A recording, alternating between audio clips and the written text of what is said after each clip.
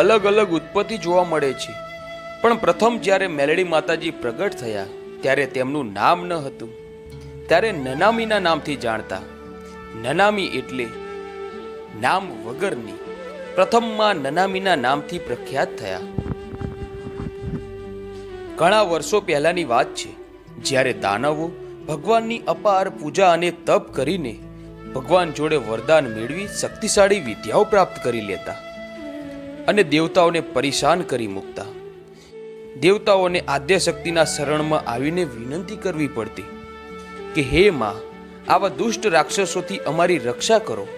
જગતમાં તમારા જેવી આદ્યશક્તિ વગર અમારો કોઈ ઉદ્ધાર કરી શકવાનું નથી.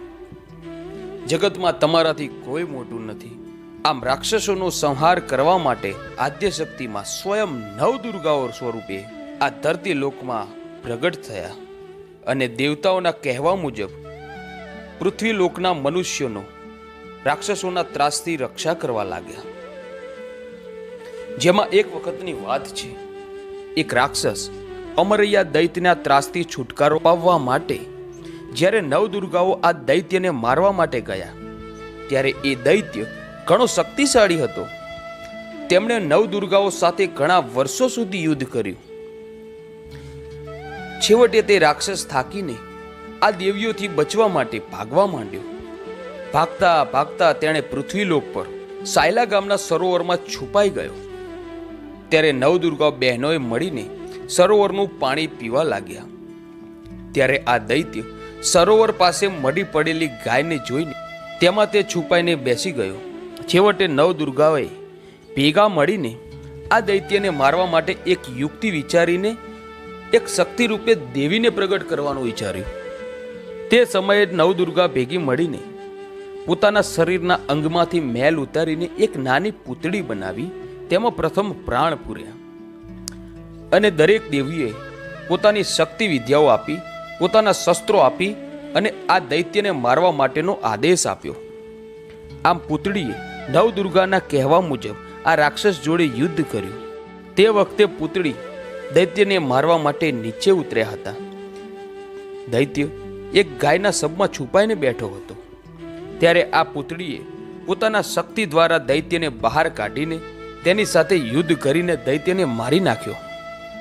ત્યાર પછી પૂતળી બનેલા માતાજી જ્યારે નવદુર્ગાઓ સમક્ષ પાછા આવ્યા ત્યારે તેમણે કહ્યું કે હવે મારે શું કાર્ય કરવાનું છે. ત્યારે આવા પાપી રાક્ષસને મારીને આવેલ દેવીને જોઈને નવદુર્ગાઓએ તેમની અવગણના કરીને દૂર જતા રહેવાનું જણાવ્યું.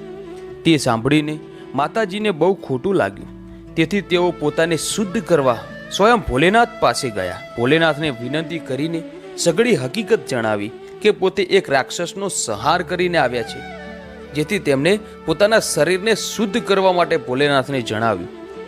એટલે ભોલેનાથે સ્વયં પોતાની જટામાંથી ગંગાને પ્રગટ કરી સીધું માતાજીના ઉપર ગંગાના શુદ્ધ જળની ધારા વહેડાવી માતાજીને સ્નાન કરાવીને પવિત્ર કરી દીધા. ત્યારબાદ માતાજીએ જણાવ્યું કે મારું નામ શું રાખવાનું છે. ત્યારે ભોલેનાથે કહ્યું કે તમે નવદુર્ગાઓને જઈને પૂછી આવો. ત્યારે માતાજીએ જણાવ્યું કે નવદુર્ગાઓએ મને છોડી દીધી છે. હવે તેઓ મને અડવાની ના પાડે છે, તેથી મારે શું કરવું જોઈએ. ત્યારે ભગવાન ભોલેનાથે તેમને આશીર્વાદ આપતા જણાવ્યું કે તમારે પોતાના હક અને નામ માટે નવદુર્ગાઓ સાથે યુદ્ધ કરવું જોઈએ અને તેમને યુદ્ધ કરવાનો આદેશ કર્યો.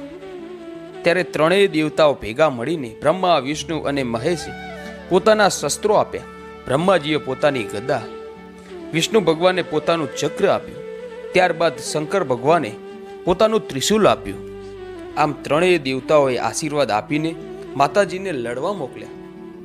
તેઓ નવદુર્ગાઓ જોડે લડીને પોતાના નામ અને હક માટે સ્વયં લડ્યા અને તેઓ વિજયી બન્યા. ત્યારે તેમની શક્તિઓ સામે નવદુર્ગાઓને પણ ઝૂકવું પડ્યું અને આમ નવદુર્ગાઓનો પરાજય થયો. આમ માતાજી પોતાના નામ અને હક માટે નવદુર્ગાઓ સાથે યુદ્ધ કરીને જીતી ગયા. તેથી તેમના પિતાજી ભોલેનાથે તેમને કહ્યું કે આજથી તમે તમારા માટે લડ્યા એટલે તમારું નામ શ્રી મેલડીમાં રાખવામાં આવેલ છે. મેં લડી એટલે કે હું પોતાના માટે લડી, જેથી તેમનું નામ મેલડીમાં રાખવામાં આવ્યું. તે પોતાના નામ માટે નવદુર્ગાઓ જોડે લડી શકે છે, તો પોતાના ભક્તોને કોઈ તકલીફ પડવા દે ખરી? અને જો કોઈ તકલીફ પડે તો તે લેખને મેખ મારીને લડીને તેમને સહાય કરે છે. આ મેલડીમાં પોતાના ભક્તો માટે લડીને પોતાના દુઃખ, દર્દ, તકલીફો જે કોઈ હોય તે દૂર કરે છે. આમ મેલડીમાંની ઉત્પત્તિ થઈ, જેથી મેલડીમાં સ્વયં ભોલેનાથના પુત્રી ગણાય છે. તેમણે આશીર્વાદ આપીને જણાવ્યું કે કળિયુગમાં તમારી પૂજા આખો સંસાર કરશે. દરેક જાતના, દરેક ભાતના લોકો તમને પૂજશે. તેમણે વાહન સ્વરૂપે બોકડાને પસંદ કર્યા. તેઓ તેના પર સવાર થઈ તમે આખા જગતનો ઉદ્ધાર કરવા પ્રગટ થયા છો. તેથી આખો સંસાર તમારો જય જયકાર કરશે. ઠેર ઠેર તમારી ડેરીઓ, મંદિરો અને મોટા મોટા સ્થાનકો બનશે. કળિયુગમાં તમે જાગતી જ્યોત સ્વરૂપે પૂજાશો. શ્રી મેલડીમાએ શંકર ભગવાનની જટામાંથી નીકળેલી ગંગાજીની ધારાથી સ્નાન કરેલું, તેથી મેલડીમાં ચોખ્ખા ઉગતાની મેલડીમાં તરીકે પૂજાય છે. તેઓ મેલા દેવી નથી, જેમ તેમના ભક્તો પૂજે તેમ પૂજાય છે. આમ કળિયુગમાં ઉગતાની દેવી તરીકે પૂજાતા થયા છે.